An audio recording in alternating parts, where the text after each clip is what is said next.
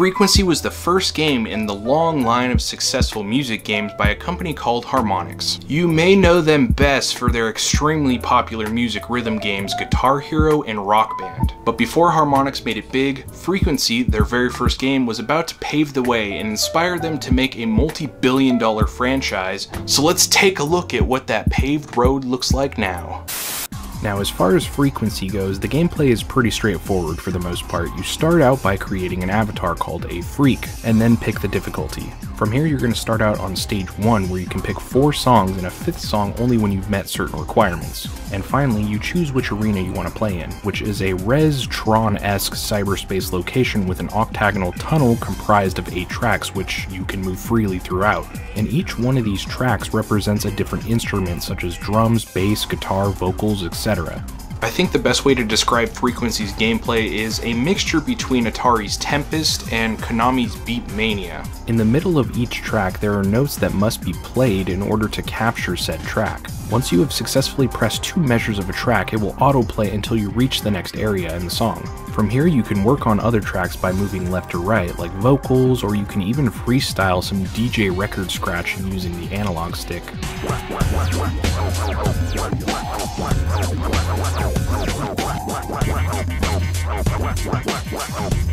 Something that's kind of important within each level is the power-up system, because the power-ups really keep the game moving and make things a whole lot easier for you.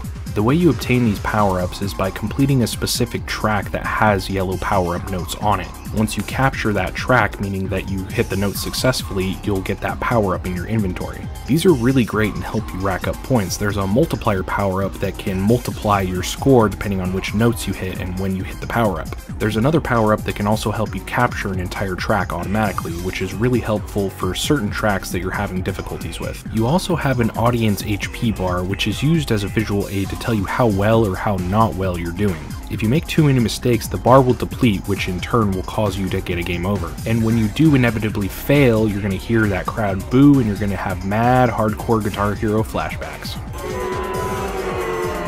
I think the main selling point for me with this game would have to be the music roster list, because it encapsulates the very specific point in time between the late 90s and early 2000s when industrial music was still cool, when techno was still cool, when nu metal was kind of a new rising music genre, and it hits the feels really good.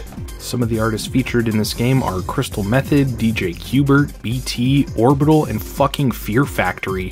What? No joke, if you were to take one of my old burnt CD playlists and listen to it now, it would probably have most of these artists on it. Back then, and to a certain extent today, I'm still into most of this kind of music, so it's really nostalgic and really fun to play. And the main reason why all of these songs work so well in this game is because of how they were edited when they were programmed into the game. They're meant to be remixed on the fly. Probably one of the coolest features and most surprising, given that this game came out in 2001, is that you can actually remix all of these songs in the game in the remix game mode. It allows you to put the notes wherever you want on each track for every instrument. Frequency was actually one of the first games to utilize the PS2's network adapter. With the remix mode, you could remix the songs, put them online, and share them with your friends, and in 2001, that was a pretty cool thing. It was also one of the first PS2 games to allow 4-player cooperative play using a multi-tap.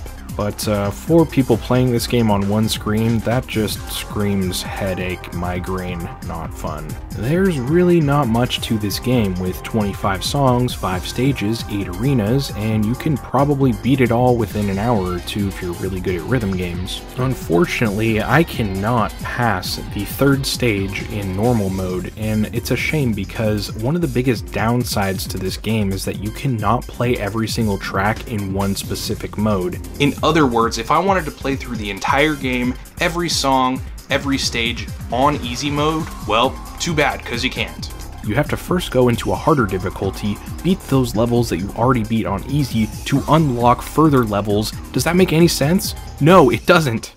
You know, it's funny, Harmonix originally pitched this game idea to Microsoft to be an original Xbox launch title, but they were turned down by the vice president at the time, who said that a game like this would never be successful unless it had a separate game-specific controller to go with it. And he was kind of right, because this game did not sell very well despite all of the positive reviews that it did get. Which I guess was pretty good advice, because Guitar Hero and Rock Band were multi-billion-dollar franchises at the time.